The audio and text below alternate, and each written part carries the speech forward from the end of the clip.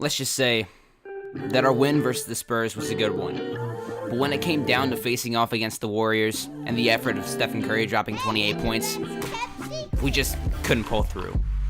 Then, as we traveled back home to face the Warriors for the second straight game, yet again, we were completely and utterly outplayed. We allowed 3 players to have 20-plus points. Sadly, we lost the game 118 to 110. To make things worse, after the game, I was given news that Richard Jefferson had injured his ankle. We're currently at a loss for players, so I decided to give him minimal playing time, but make him play through it. Then, if things could not get any worse, I received news that Gordon Hayward had a severe ankle sprain and would be out for 2 to 4 weeks. This would then allow veteran John Lucas to come into the rotation. We would then shift Shannon Brown into their starting rotation and move Alec Burks over to small forward. Now, since we're in desperate need of players in general, I decided I had to bump up my trade negotiation and emotional intelligence skills in order to purchase a special ability in trade influence. We then traveled east to New Orleans to face the Hornets. Let's just say, with the lineup we had no chance. We ended up losing by 20 points. The final score of the game was 91 to 71. Wow! Things just got 10 times better. Psych! Then I found out that Deontay Garrett had sprained his ankle, and sadly I had to make him play through it. And if things could not get any worse, they did. And quick. We ended up losing Alec Burks for the season due to a torn ACL. And yes, you guessed it, we lost again. How can things get any better if we keep losing players due to injury? We currently have 5 players injured and have 2 of them playing on an injury. Things are not looking good. Though it looked like we might have had a chance to overcome the Thunder again, we fell short, losing 86 to 89. Now, on a 5-game losing streak, and only losing to the Thunder by 3, you would think that we would be able to beat the Bulls. Hey, you guessed wrong again. We lost by a total of 34 points, thanks to the effort of Taj Gibson and Jimmy Butler. Now, since we're in dire need of players, and we were trying to fulfill a goal that the owner had gave us, I decided to trade away now healed Deontay Garrett, John Lucas, and our 2014 second-round draft pick to the Indiana Pacers for Chris Copeland and their 2014 first-round draft pick. With the current injuries that we had, this trade allowed us to move Chris Copeland to the starting 5 and change his role to a role player. Then, we traveled back home to face the Phoenix Suns and try to stop our 6-game skid. Psych! That's the wrong number!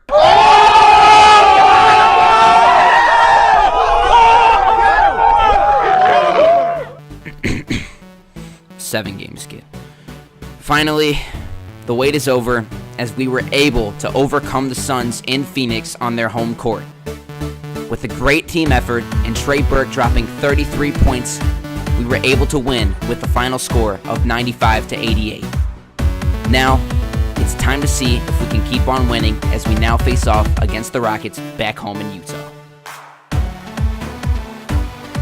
Hey, what's up, y'all? Yeah, it's your boy Noobie, and welcome to the Utah Jazz's 4th episode. Man, this is crazy. I'm loving this series so much. Alright, so first off, I just wanted to give a quick shout out to my cousin Luke for this amazing song. And the fun thing is, this is just a preview. Check out the full final version on his SoundCloud. Link will be in the description. Trust me, it is worth listening to. An amazing song by my cousin. Alright, so secondly, I want to thank you guys for the tremendous amount of support I have received lately on my videos. You guys are going ham in the comments and views, just everything. You're doing amazing. Thirdly, if that's even a word, I wanted to thank my boys Porter, Jordan, Tony, Magic Man, Noobs, Fedora, and Swifty for putting in a crazy amount of effort into the website. I really owe y'all one. Finally, I would like to thank you guys for the crazy amount of creativity y'all have put into the comments. You guys are actually just going ham. I know I already said that, but you guys are going ham in the comments. You guys have such creative minds. Let it show. Keep on posting comments. The questions will be down in the description again. But the first order of business, I gotta shout you guys out. And actually, really quick, just for your tremendous amount of effort, guys, I'm gonna actually be doing some killer commentary this video. So some legit commentary. You're gonna hear some catchphrases and stuff like that. Hopefully we can get to it. But let's get into this comments. Let's get into these comments. Alright, so first comment was from my boy Swifty.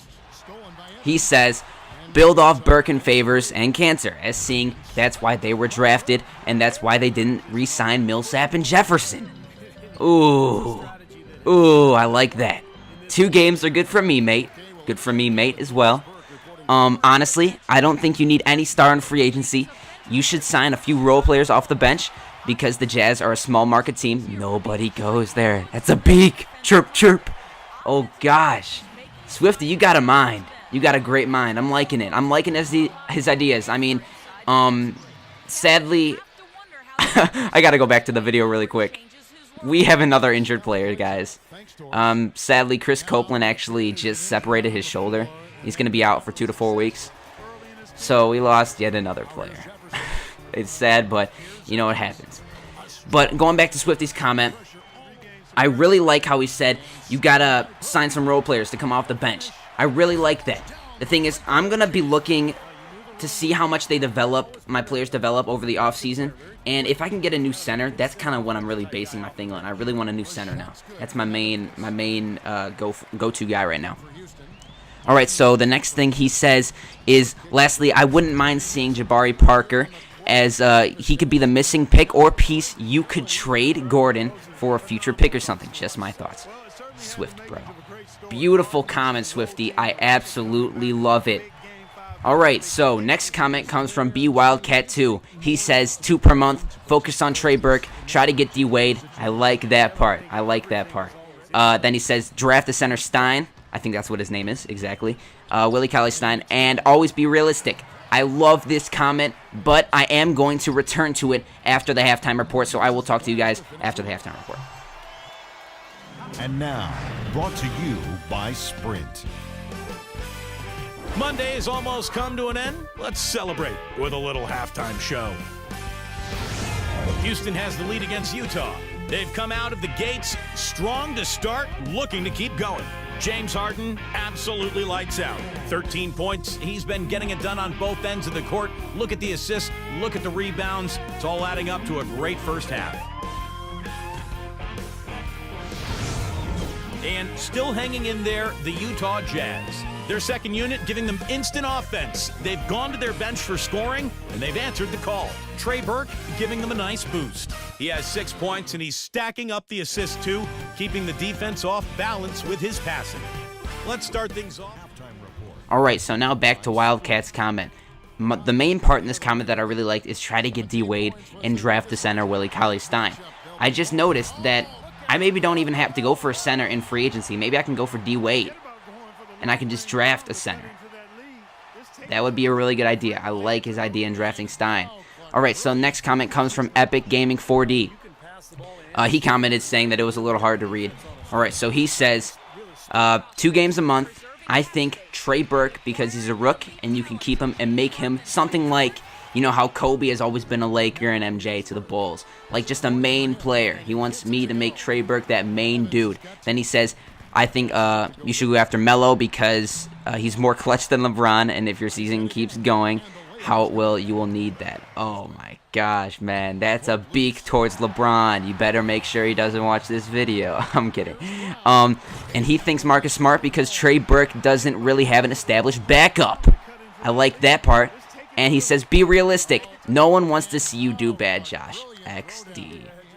funny dude. Funny dude. I like this comment overall. Beautiful. I like how he says I should get Marcus Smart because Trey Burke really doesn't have an established backup now. Since I traded away Deontay Garrett and since I traded away John Lucas, I don't have a backup. The real only backup I have is Ian Clark, and he's a shooting guard. I like that part. All right, so the next comment comes from Devin Riggins. He says, build a team around Trey Burke and Derrick Favors. Derrick Favors has great potential. Also, if you want to make it realistic, then get Carmelo in free agency because honestly, even in real life, he just wants the money and wants the fame. Ooh, that's a beak. Oh gosh, you better make sure Carmelo doesn't watch this video. Okay, I really like this comment because that it can be true, you know. It can be true. I can go after Carmelo, but I don't know. I don't know yet. All right, so next comment. Elliot Ferretti, I believe, or Ferret. He says, I like how you put in numerical order. Beautiful. 2 games a month, highlight in between with some top 10 plays in between videos. I like that idea, top 10 plays. It's beautiful. Trey Burke, but Hayward if you don't lose him. I like that as well. If a player in free agency looks appealing to you, you can sign them and then scrimmage to test them out. Otherwise, you choose. Like that. My choice. If a player in free agency looks appealing... Oh, oopsies. I already read that. Practice during combine with draftees. Getting to know their shot is key. It's key. And a recipe for a possible rising star. If you like their shot, you might hit more shots with them than someone like Eric Gordon. Sorry, Eric. Oh, gosh. That's a beak towards Eric Gordon. We have guys beaking. Oh, gosh. So he's basically saying, if they have a good jump shot, go after them. I like that idea. And then number 5, be realistic. Just what is given. All right. Great comments, guys. I loved it. I loved your comments. But right now, I got to get the last part, you know, it's got to be color commentary. I promise you guys. All right, so here we go. We got James Harden. James Harden got the ball.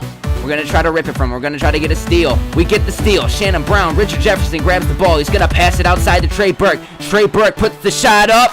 Buckets! We got to get a defensive stop right here. We get the ball. We get the steal. Shannon Brown going up for the 360. It gets blocked. We have the ball. The Utah Jazz pull up the upset over the Houston Rockets with the final long bomb from Trey Burke. Cash Money Team buckets. Game over. The Utah Jazz are on a 2-game winning streak. Can this be the start of something? I don't know. It's up to you to find out. Comment down below. Leave your responses to the questions. What do you think is going to happen next? Make sure to check out my cousin on SoundCloud. And that's about it for this video, guys. Thanks for watching. I love you all. And I will talk to you guys next time. Peace.